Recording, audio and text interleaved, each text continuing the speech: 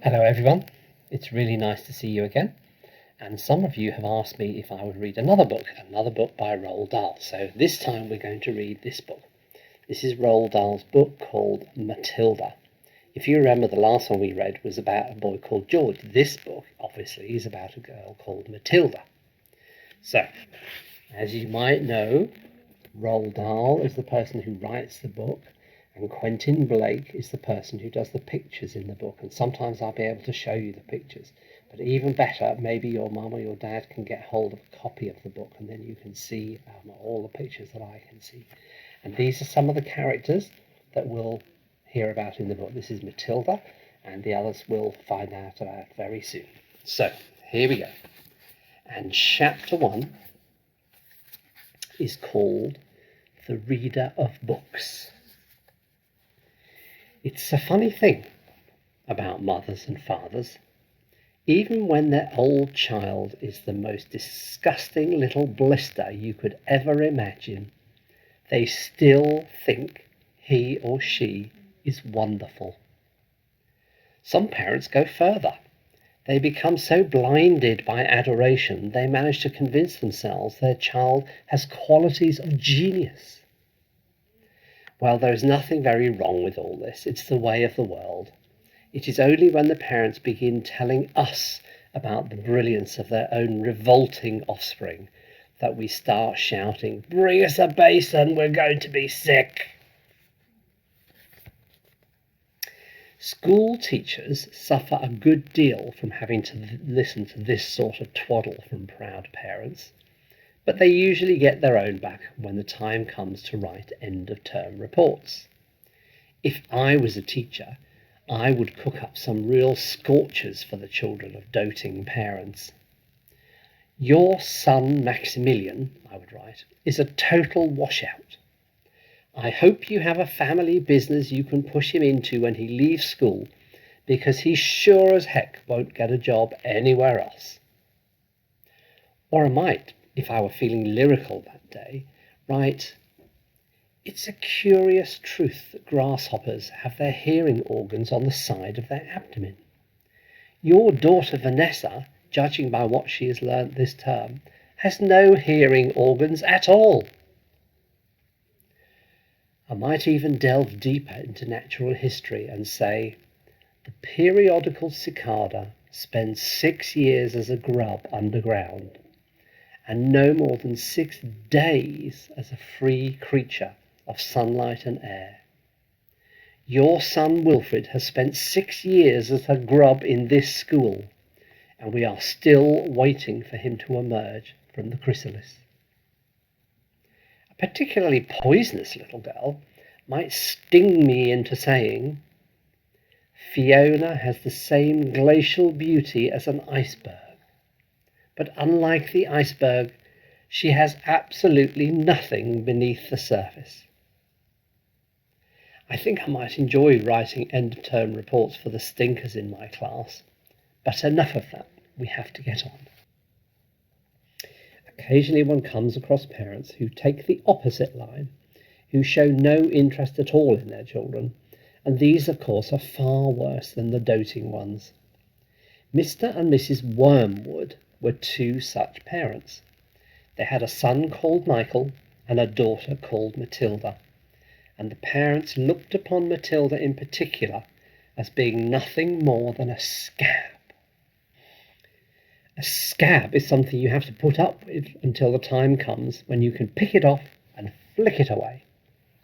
Mr. and Mrs. Wormwood looked forward enormously to the time when they could pick their little daughter off and flick her away, preferably into the next county or even further than that. It's bad enough when parents treat ordinary children as though they were scabs and bunions, but it becomes somehow a lot worse when the child in question is extraordinary, and by that I mean sensitive and brilliant. Matilda was both of these. Above all, she was brilliant. Her mind was so nimble, she could so quick to learn that her ability should have been obvious to even the most half-witted of parents. But Mr. and Mrs. Wormwood were both so gormless and so wrapped up in their own silly little lives that they failed to notice anything unusual about their daughter. To tell the truth, I doubt they would have noticed had she crawled into the house with a broken leg. Matilda's brother, Michael, was a perfectly normal boy, but the sister, as I said, was something to make your eyes pop. By the age of 1.5, her speech was perfect, and she knew as many words as most grown-ups. The parents, instead of applauding her, called her a noisy chatterbox, and told her sharply that small girls should be seen and not heard. By the time she was 3, Matilda had taught herself to read by studying newspapers and magazines that lay around the house. At the age of 4, she could read fast and well, and she naturally began hankering after books. The only book in the whole of this enlightened household was something called Easy Cooking, belonging to her mother, and when she had read this from cover to cover and had learned all the recipes by heart, she decided that she wanted something more interesting. "Daddy," she said, "do you think you could buy me a book?" "A book?" he said. "What do you want a flaming book for?" "Well, to read, Daddy."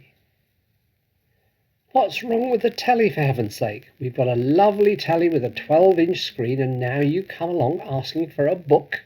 You're getting spoilt, my girl." Nearly every weekday afternoon Matilda was left alone in the house. Her brother, 5 years older than her, went to school. Her father went to work. Her mother went out playing bingo in a town 8 miles away. Mrs. Wormwood was hooked on bingo and played it 5 afternoons a week. On the afternoon of the day when her father had refused to buy her a book, Matilda set out by herself to walk all the way to the public library in the village. When she arrived, she introduced herself to the librarian, Mrs. Phelps. She asked if she might sit a while and read a book. Mrs. Phelps, slightly taken aback by the arrival of such a young girl, unaccompanied by a parent, nevertheless made her very welcome. "Where are the children's books, please?" Matilda asked. "They're over there on those lower shelves," Mrs. Phelps said. "Would you like me to help you find a nice one with lots of pictures in it?" "No, thank you," Matilda said. "I'm sure I can manage." From then on, every afternoon, as soon as her mother had left for bingo, Matilda would toddle down to the library. The walk only took minutes, and this allowed her 2 glorious hours sitting quietly by herself in a cosy corner, devouring one book after another. When she had read every single children's book in the place, she started wandering around in search of something else.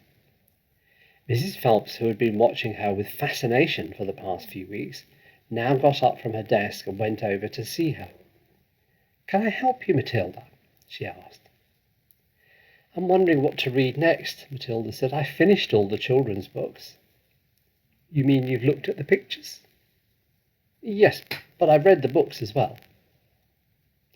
Mrs. Phelps looked down at Matilda from her very great height, and Matilda looked right back at her.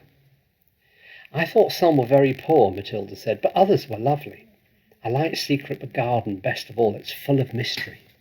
The mystery of the room behind the closed door, and the mystery of the garden behind the big wall."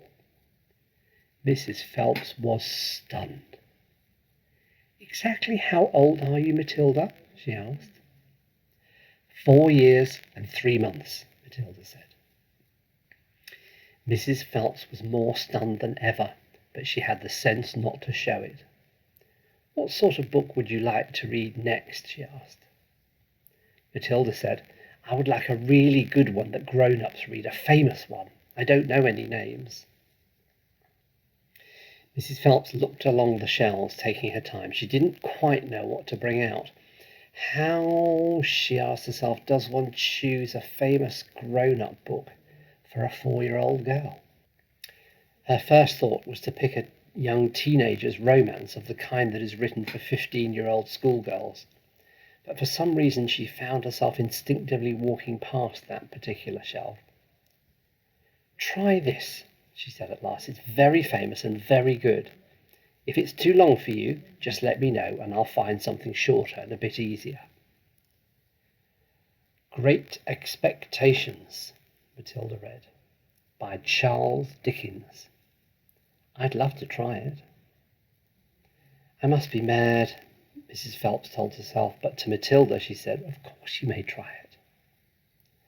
Over the next few afternoons, Mrs. Phelps could hardly take her eyes from the small girl sitting hour after hour in the big armchair at the far end of the room with the book in her lap.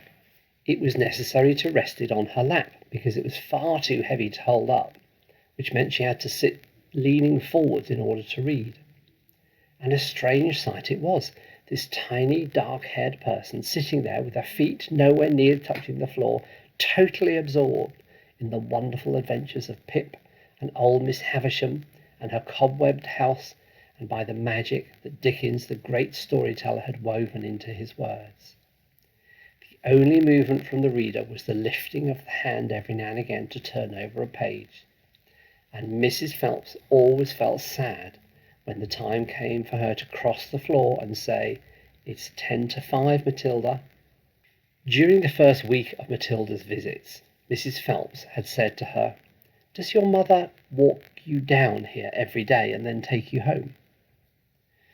"My mother goes to Aylesbury every afternoon to play bingo," Matilda had said. "She doesn't know that I come here." "But that's surely not right," Mrs. Phelps said. "I think you better ask her."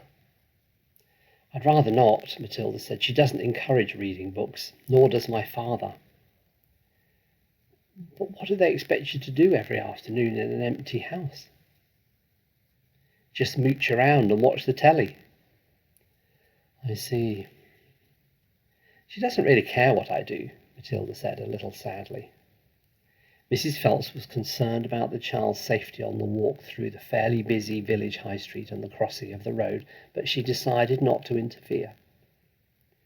Within a week, Matilda had finished Great Expectations, which in that edition contained 411 pages. "I loved it," she said to Mrs. Phelps. "Has Mr. Dickens written any others?" "A great number," said the astounded Mrs. Phelps. "Shall I choose you another?" Over the next 6 weeks, under Mrs. Phelps's watchful and compassionate eye, Matilda read the following books: Nicholas Nickleby, by Charles Dickens; Oliver Twist, by Charles Dickens; Jane Eyre, by Charlotte Bronte; Pride and Prejudice, by Jane Austen; Tess of the D'Urbervilles, by Thomas Hardy; Gone to Earth, by Mary Webb; Kim, by Rudyard Kipling; The Invisible Man, by H.G. Wells; The Old Man and the Sea, by Ernest Hemingway; The Sound and the Fury, by William Faulkner; The Grapes of Wrath, by John Steinbeck; The Good Companions, by J.B. Priestley; Brighton Rock, by Graham Greene; and Animal Farm, by George Orwell. It was a formidable list, and by now Mrs. Phelps was filled with wonder and excitement. But it was probably a good thing that she did not allow herself to become completely carried away by it all. Almost anyone else witnessing the achievements of this small child would have been tempted to make a great fuss and shout the news all over the village and beyond. But not so Mrs. Phelps. She was someone who minded her own business and had long since discovered it was seldom worth interfering with other people's children. "Mr. Hemingway says a lot of things I don't understand," Matilda said to her, "especially about men and women. But I loved it all the same. The way he tells it, I feel I'm right there on the spot watching it all happen." "A fine writer will make you feel like that," Mrs. Phelps said, "and don't worry about the bits you don't understand. Sit back and allow the words to wash around you like music." "I will. Did you know," Mrs. Phelps said, "that public libraries like this allow you to borrow books and take them home?" "I didn't know that," Matilda said. "Can I do it?" "Of course," said Mrs. Phelps. "When you've chosen the book you want, bring it to me, and I can make a note of it, and it's yours to keep for 2 weeks. You can take more than one if you wish." From then on, Matilda would only visit the library once a week, in order to take out new books and return the old ones. Her own small bedroom now became her reading room, and there she would sit and read most afternoons, often with a mug of hot chocolate beside her. She was not quite tall enough to reach things around the kitchen, but she kept a small box in the outhouse, which she brought in and stood on in order to be able to get what she wanted. Mostly it was hot chocolate she made, warming the milk in a saucepan on the stove before mixing it. Occasionally she made Bovril or Ovaltine. It was pleasant to take a hot drink up to her room and have it beside her as she sat in her silent room reading in the empty house in the afternoons. The books transported her to new worlds and introduced her to amazing people who lived exciting lives. She went on olden days sailing ships with Joseph Conrad. She went to Africa with Ernest Hemingway and to India with Rudyard Kipling. She travelled all over the world while sitting in her little room in an English village. And here's a picture of her sitting in her bedroom reading. Can you see her mug of chocolate?